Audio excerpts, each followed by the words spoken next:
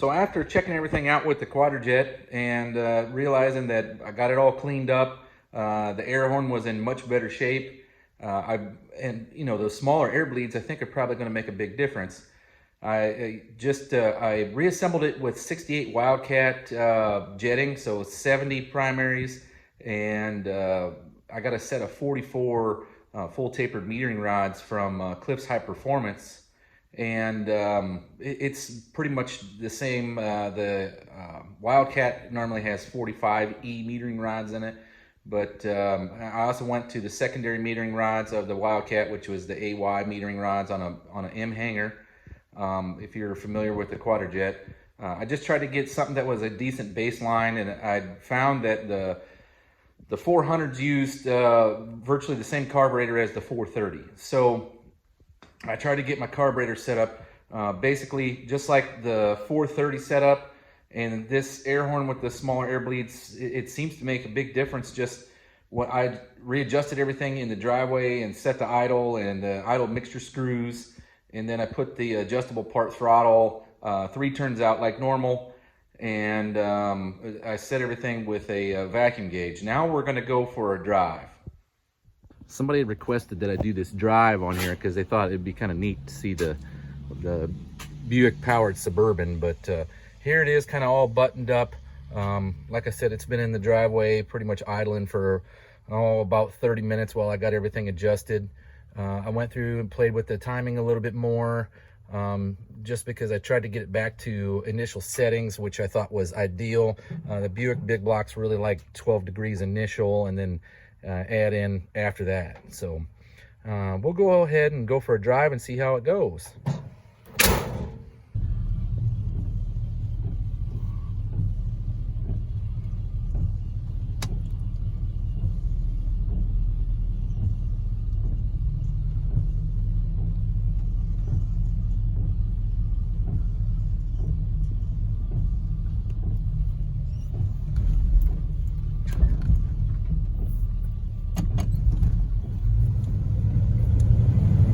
Seems to take off pretty good. Well, the mail's here, so if you sent me some hate mail, I might have it.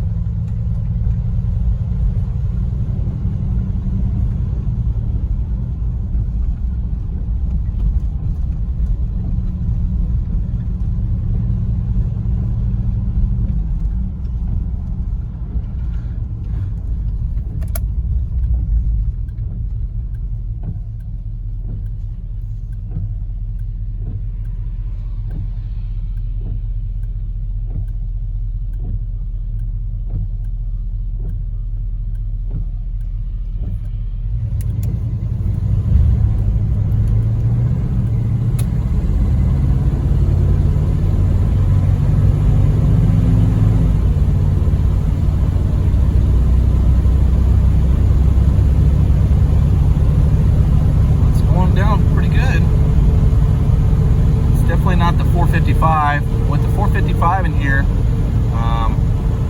the dash is a Dakota digital dash.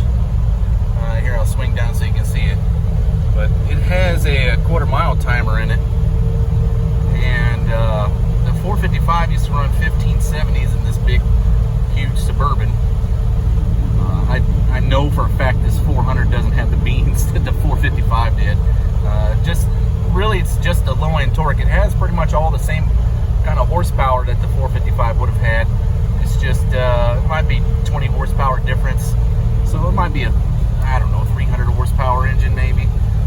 It's not all that awesome because I did lower the compression down to 8.5 to 1. But it does not have the grunt. My whole idea behind this was when you get going down the highway and you get into the meat and potatoes of the Buick big block torque, which is at 2,500 RPM. As you can see, for RPM wise, at 59 miles an hour, it's almost at 2,500. So I'm barely even giving it any throttle to go down the road. And that's where you gain that's where your fuel economy comes into play at, because you're not really giving it any throttle. So this air horn with the smaller air blades seems to be a huge difference drivability wise. It would be kind of faltering and bumbling, just going down the road. And we'll turn around here in this cutout, and then we'll go back towards the shop and see what happens.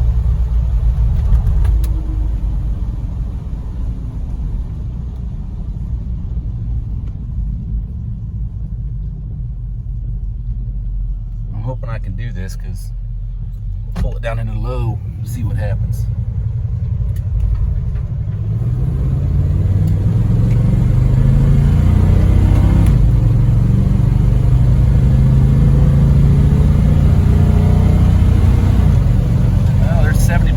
That's definitely a huge improvement, where when the secondaries came open, it used to just hammer you up, but it had nothing off the primary, and so there was no bog, no laziness.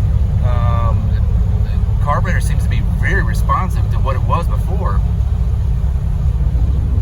so I think that was the right call, changing the air horn, fixed the gasket, of course, and that's really about it.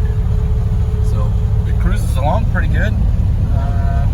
55. It doesn't even seem to have any kind of put forth any type of effort. You can't hear the exhaust note. And it dropped down 3 jet sizes and has a lot more beans now. After messing with the carburetor, somebody was asking about a walk around on it. And we'll do a quick walk around. So to get a 455 Buick, or a big block Buick, I guess that is, because this is a 400.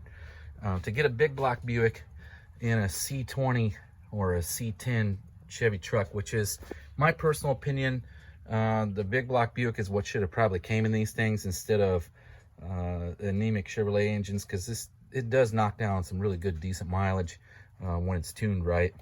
But you just use, these are, let me get this out of the way. Okay, so those are frame mounts from a 72 LeSabre. They're flipped around backwards. So instead of that one, being here, would normally be on the passenger side, is on the driver's side now. But the frame holes are already there. They're already in the truck. So it's easy to bolt them in. You just got to drill one bottom hole on each side. And then it has a turbo 400 transmission. Why? Because it's reliable as sunrise. Everything else was built around it. I mean, even the 4L80E was based off that turbo 400. So it uses the truck radiator and 73 LeSabre hoses. I didn't have to cut anything. And then I made the AC work, kind of made my own line. As you can see right here is the only one that I had to splice the original Suburban AC line in, because it has 2 places where it has AC. So it's got your front AC condenser, and then it's got a rear one, which is this line here down at the bottom that you can't hardly see. It's underneath those hoses. But the rest of it's just Buick and Chevrolet stuff. All I did was lengthen the harness for the HEI, and I had to move the fuel lines. Let's see if you can see them here. Down here is the fuel line.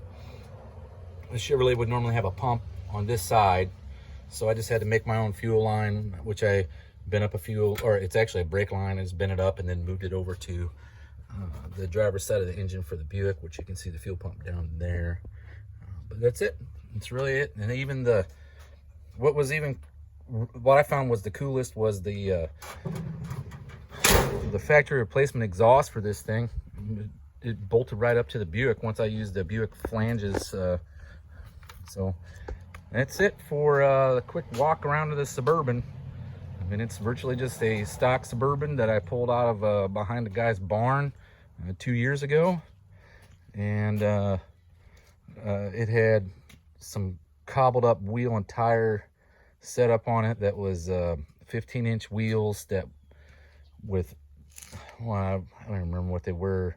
They weren't low range E, which is supposed to be the heavy duty ones.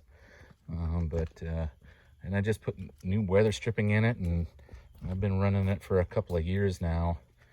But It did. I really liked it with the 455, but the 455 had a problem the day I started it up. Had a main knock, so I ran it for 18 months with the mains knocking, and then finally replaced it with this Buick 400. All right, well, I'll see you tomorrow.